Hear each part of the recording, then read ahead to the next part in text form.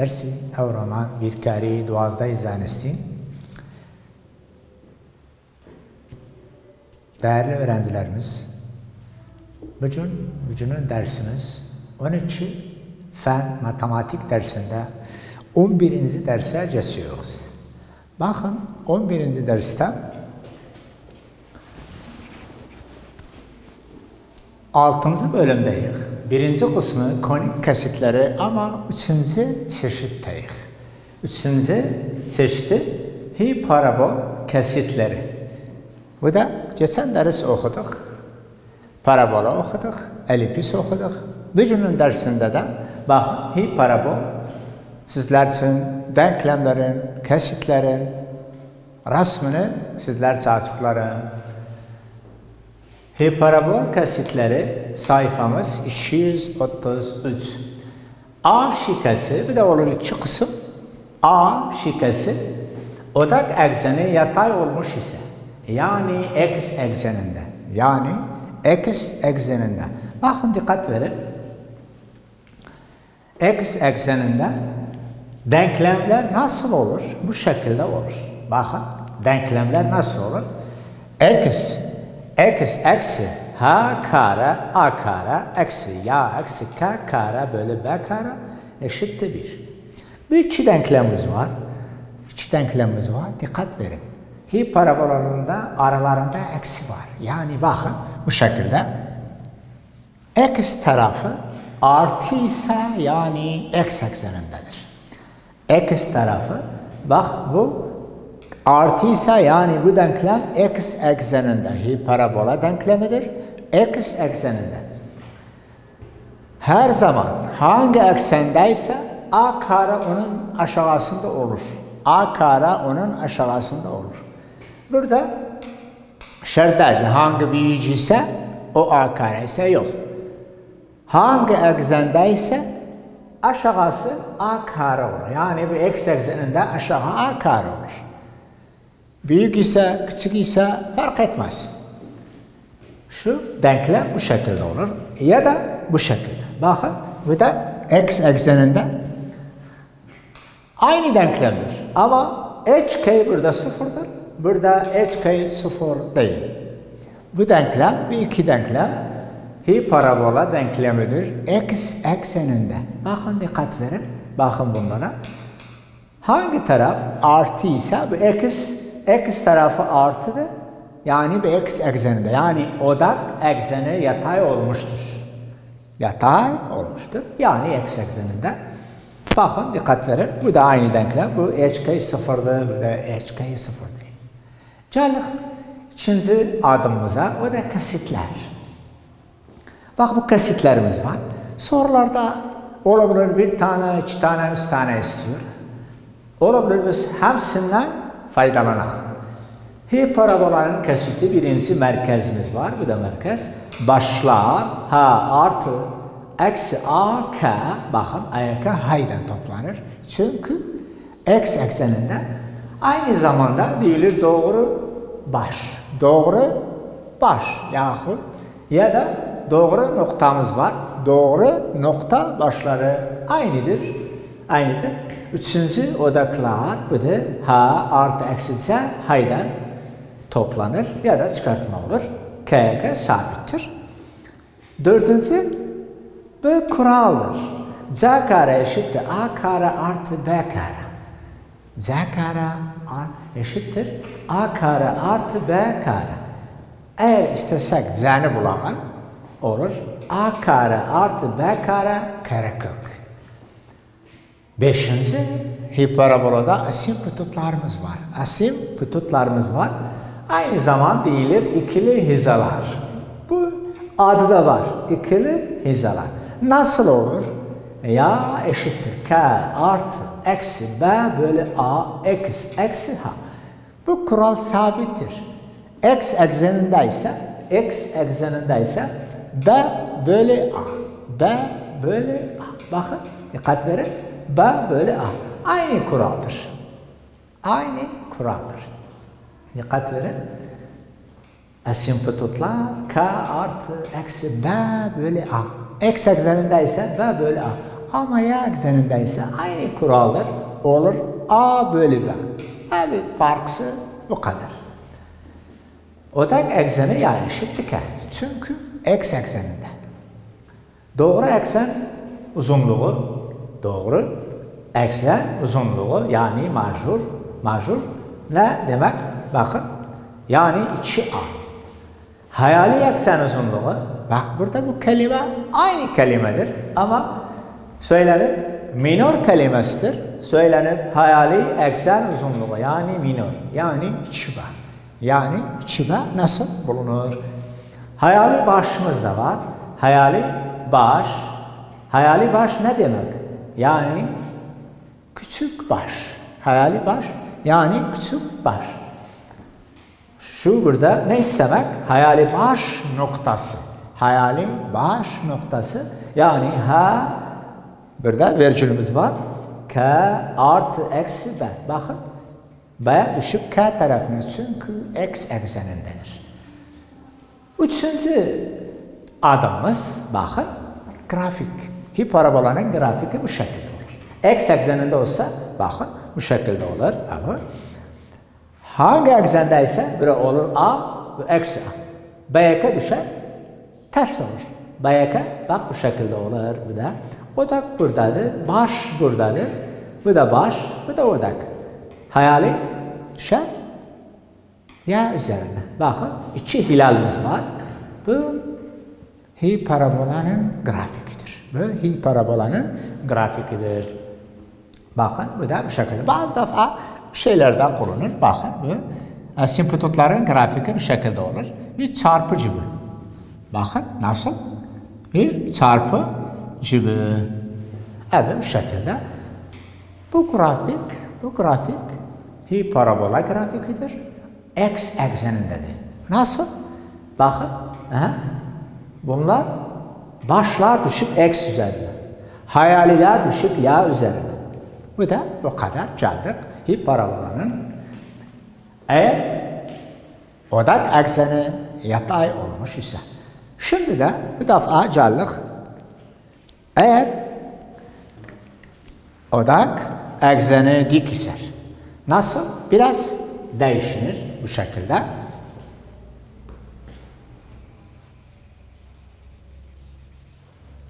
Şunlar bu şekilde olur.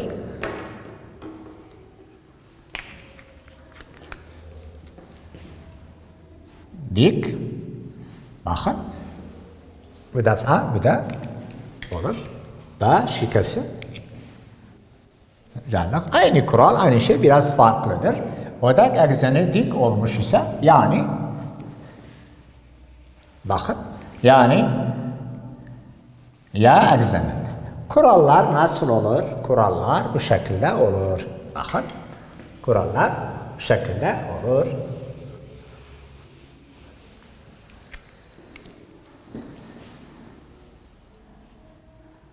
Bir dakika. Bakın.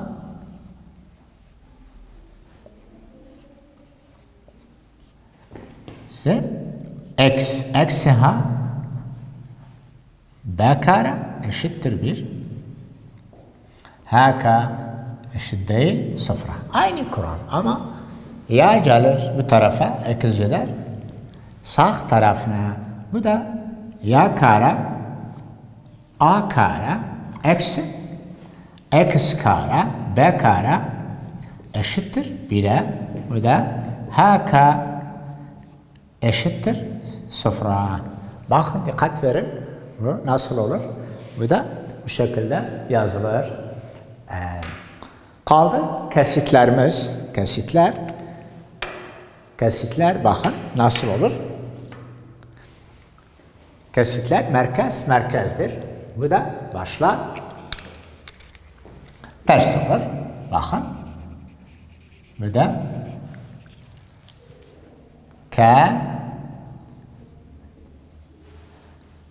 bu şekilde. Bu da bu şekilde olur. Ayaka K ile toplanır.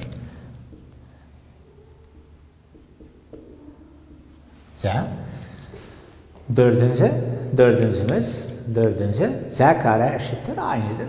Bu da asimptotlar. Bakın söylediğimiz gibi bu.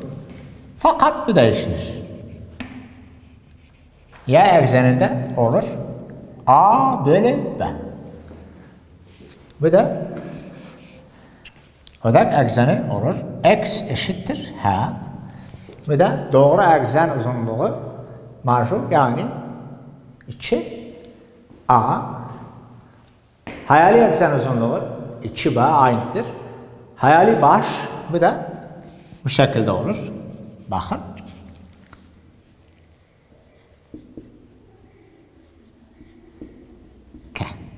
Dikkat verin. Yani eğer sen X ekseninin kesitlerini, denklemlerini bulduk, Y ekseninde bu şekilde daha kolay olur. Daha kolay olur. Grafik de aynı grafik ama Y üzerinde bir defa Y üzerinde olur. Bakın. Bu da grafik bu şekilde.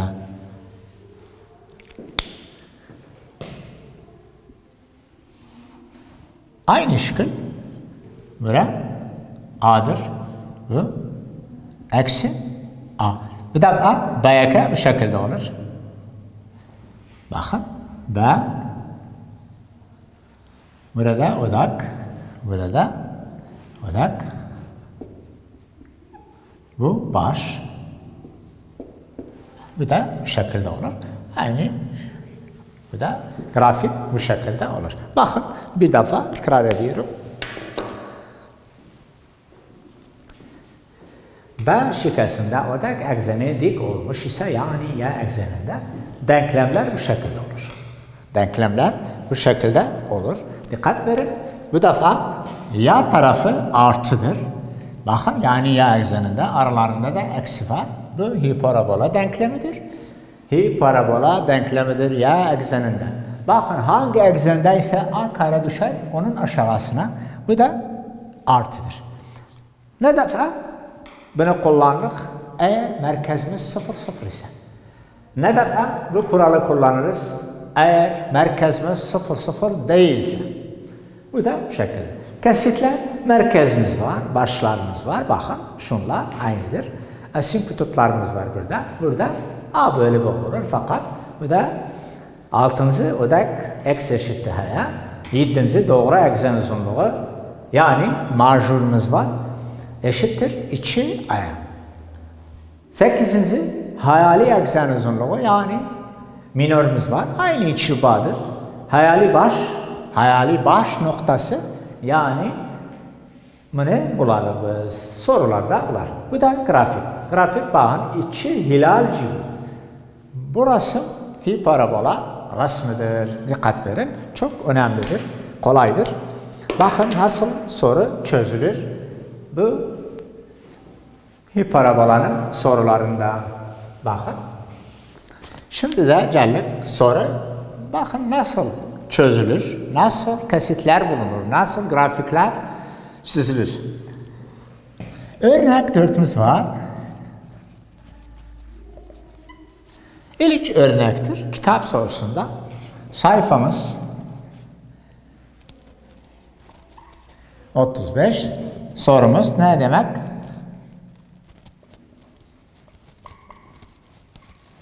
Bu hiparabola denklemi, hiparabola kesitlerini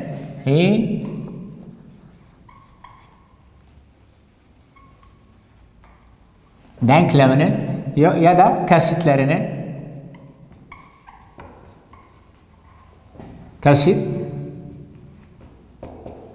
bulunuz.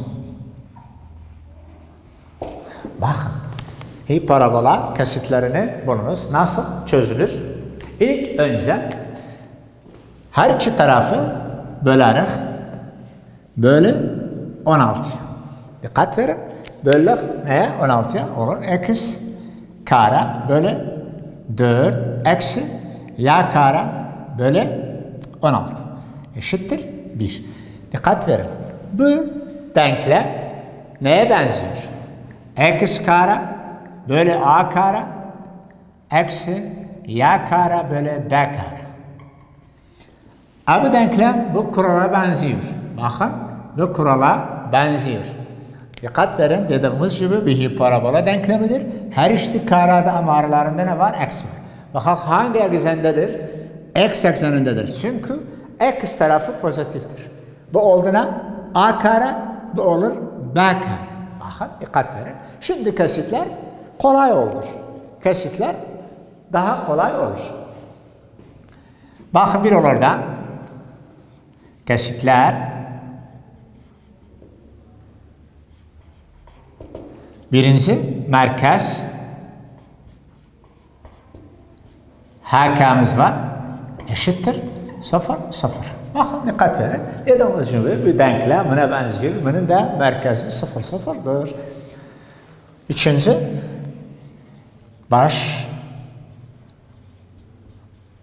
başlar H artı AK'miz var. Bu kurallar önemlidir. Bu kuralı bildiği sayılar kolaydır. Sayılarımız var, yerine koyarsa başlar nasıl olur? H'miz sıfırdı, artı, eksi A. A kare 4'tür. Ama bakın A kare ne kadar? 4. A karemiz 4'tü. A kare 4. Ama A nasıl olur? Kare kökün aldık. Olur ne kadar? 2. K'miz de 0'dır. Olur. Artı, eksi 2 ile 0. Bakın. Bu da başla. Bu da bu şekil. Üçüncü odaklar. A'nı neyden topladı? C'ni onunla toplasan odakçı aynıdır. H artı C K. Dikkat verin. 0 artı eksi.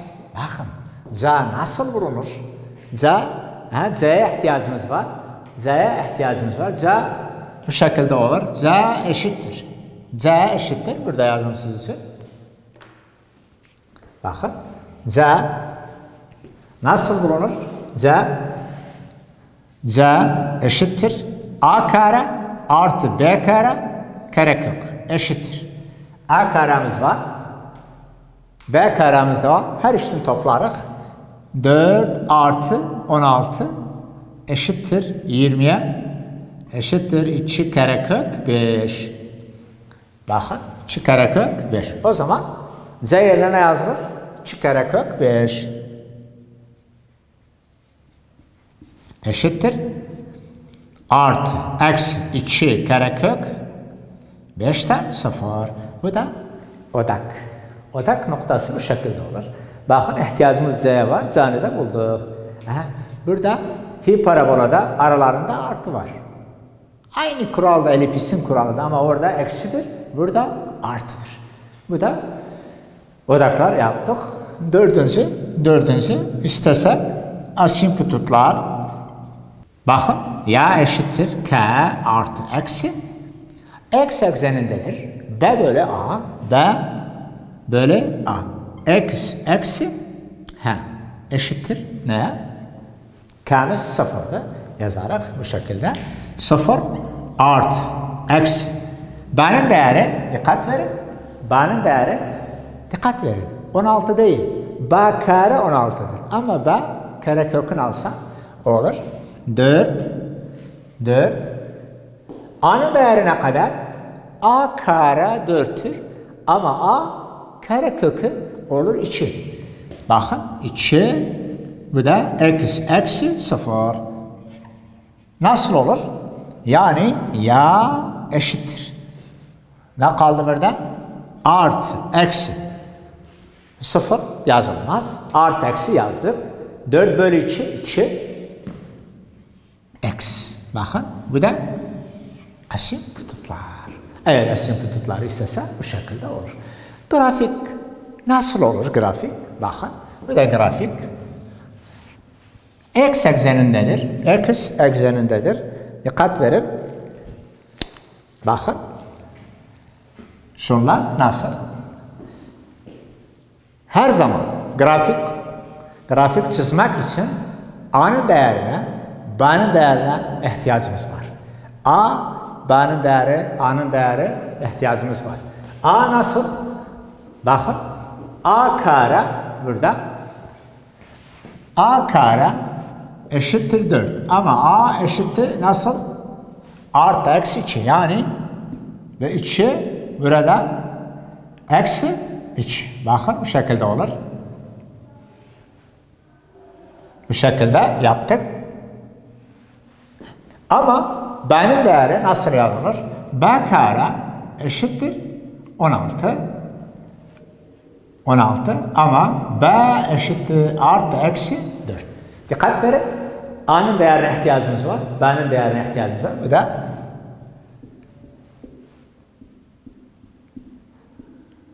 eksi 4. Burada 4. Bu da bu sorunun denklemlerini yazdık. Kesitlerini yazdık. Grafikini çizdik. Bu da bu şekilde. Her soru buna benzese bu şekilde ilk önce 16'ya bölürsen sonra kesitler belli olur. Bu da bu şekilde yazdık.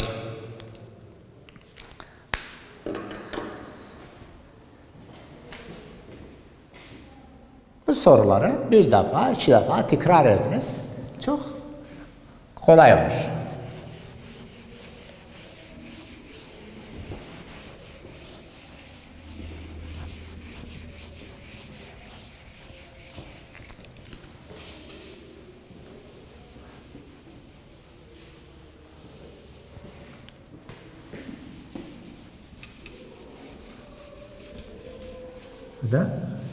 Şimdi rica başka sorulara. Sorularımız bakın.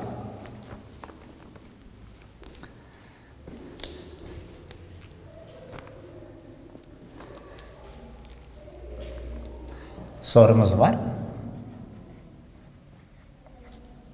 Soru. Hiparabola denklemini bul.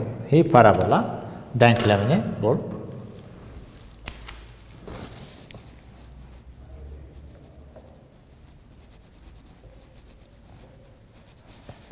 Denklemini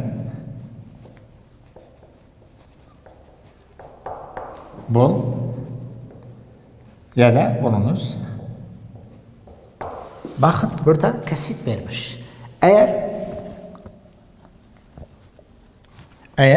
başlar yani doruklar ne kadar? 2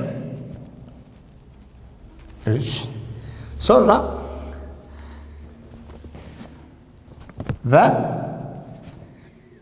0,5 noktasından geçerse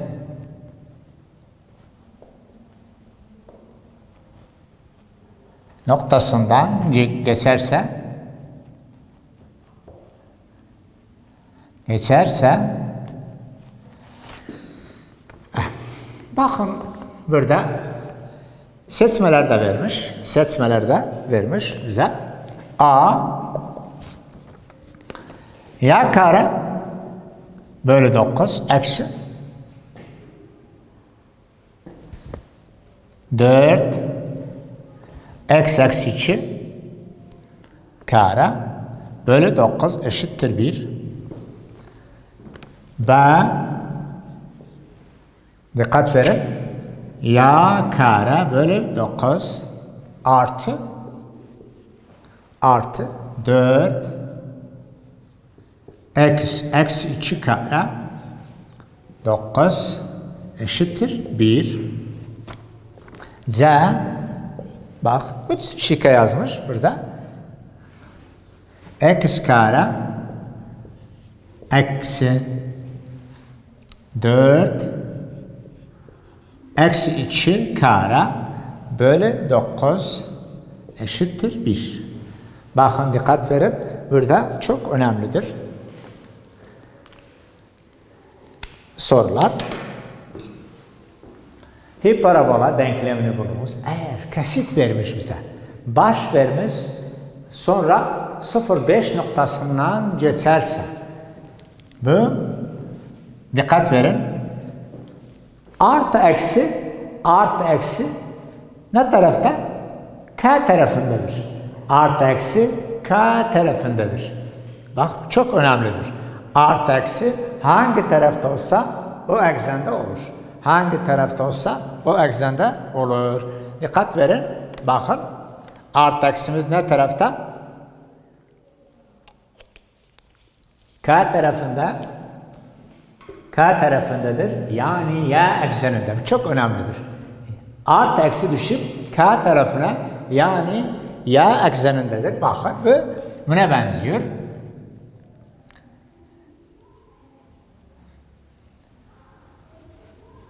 Bakın. Bu nokta bu kurala benziyor. Bu kurala benziyor. Yani H değerimiz 2'dir. K'miz 0'dır.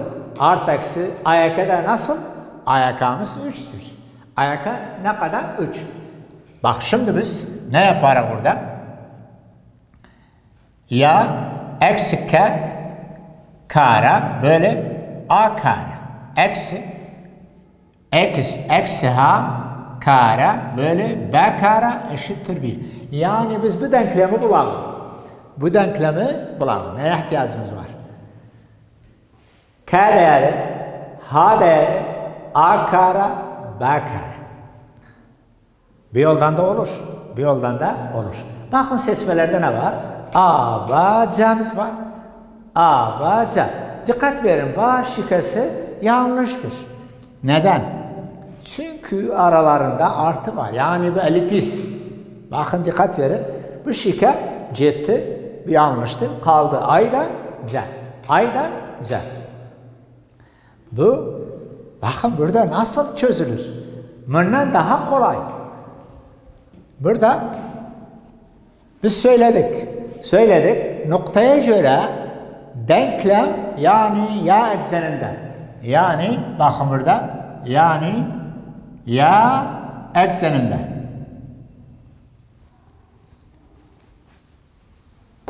Bakın Y ekseninde hangi denklem A ya da Z Y ekseninde bu Y ekseninde. Bu X ekseninde. Bu da yanlış. Doğru cevap A'dır. Doğru cevap nasıl? A'dır. Edebilirsen başka bir yoldan da çözersin. A karenin değerini bul. B karenin değerini bul. H K'miz de var. Denklem bulunur. Bakın bunu da çözer. Bak bu nasıl kolaydır. Çok kolay. Bu dedik B şıkkısı elipistir. Kalır A'dan Z. AYK Y ekseninde. Bu da X ekseninde. Sorumuzda kesitlerde baktık. Bu kesit bu kurala benziyor. Bu kuralda Y eksenin kesitleridir. Şu taptık. A şıkkısı doğrudur. Nasıl bu yoldan çözülür? Bakın. Bu H'miz var. H değerimiz var. K'miz burada. K eşittir 0'a. Bu da A'dır. Bakın. Bu A'nın değeridir. Yani bak. H 2. K 0. A 3'tür. Ama A kare nasıl olur? 9. A kare nasıl olur? 9 olur. Ne söylüyor bizden? Bu noktadan geçiyor. Yani x yerine 0 kullan. Ya yerine nasıl? 5 kullanır. 5 kullanırız. Dikkat verin. Ya yerine nasıl olur? 5 kullanırız. Yani bu noktanı da ifade eder. B kare nasıl tapılır? Bunu da A yerine A karemiz var. A'nın yerine bakın. Bunu kullandık buraya. Bumuz var. B kare iki taraf ortanın çarpısını yaparak B karenin değeri çıkar. O da olur. Bu da şimdi de A'nın cevabı bu şekilde olur. Bu da bu sorunun çözümü. Her şeyin yerine koyarsa o da olur. Bu defa A karemiz var. K'miz de var. Nasıl? H'miz de var. H yerine X'de Y'miz de var. K'nin değeri bulunur. Bu da olur bu yolda. Bu daha kolay. Bu dedik elipiz denklemidir. Kalın A'dan sorumuza göre ya eksenindedir, bu x eksenindedir ama doğru cevap ya olur. Bu da sorunun çözümü. Burada geldik. 11. dersimizin sonuna hoşça kalın.